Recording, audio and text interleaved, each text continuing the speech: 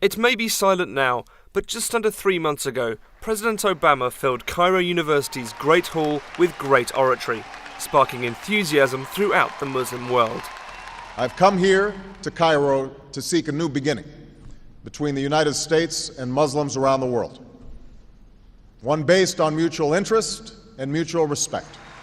The president's decision to speak in Cairo, as a guest of two of the region's most important universities, both secular and Islamic, was, to Egypt's Prime Minister, a logical choice. Egypt is a moderate Islamic country. It represents the moderation in the Islamic world in many ways. It has Al-Azhar in it. It's one of the most populous Islamic countries. It has a lot of leverage regionally, whether in the Arab world, in Africa, in the Islamic world. The speech also underscored Egypt's historical role as a peacemaker. 30 years ago, following 2 wars and the return of the country's Sinai Peninsula, Egypt became the first Arab country to recognise the State of Israel. That decision came with a high cost to the country's then President Anwar Sadat.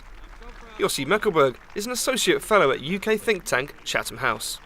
Sadat paid with his life and he was assassinated in 1981, but the peace remained quite stable, even if not warm, ever since. For the last 30 years the peace is there. The basic principle of land for peace brought Egypt significant benefits, not least the full utilisation of the Suez Canal and the development of its tourism industry on the Red Sea.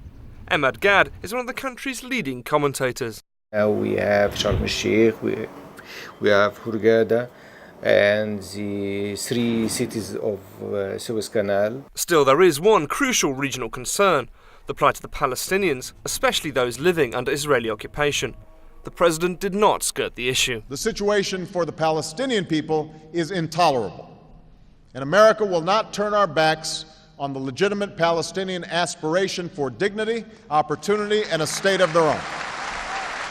The hope is that Egypt, with its history as regional peace broker, might, in coordination with the Israeli and American administrations, create the environment for new peace talks.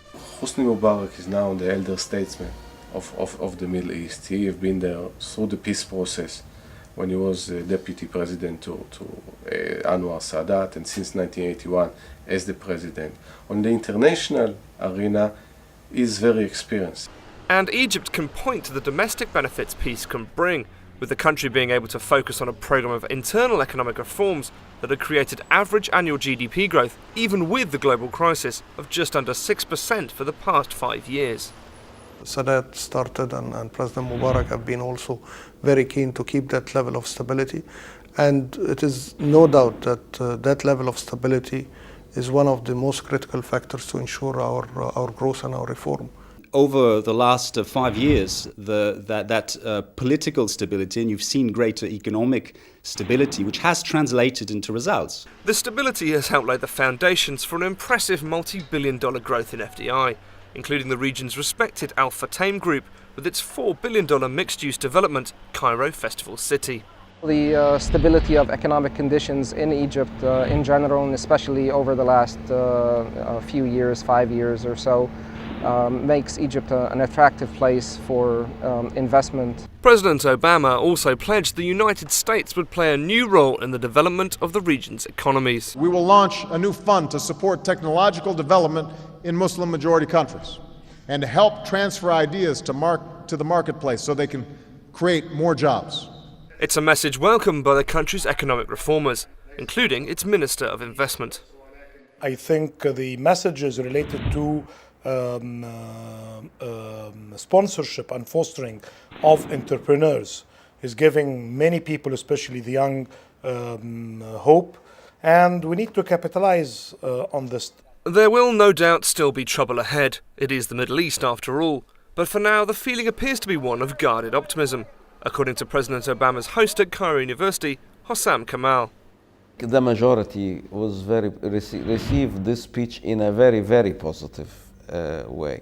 There are, of course, always some devil's advocates who say yes, but he will not be able to push this policy in front of the Republicans. Yes, but the Jewish lobby will prevent him from doing this.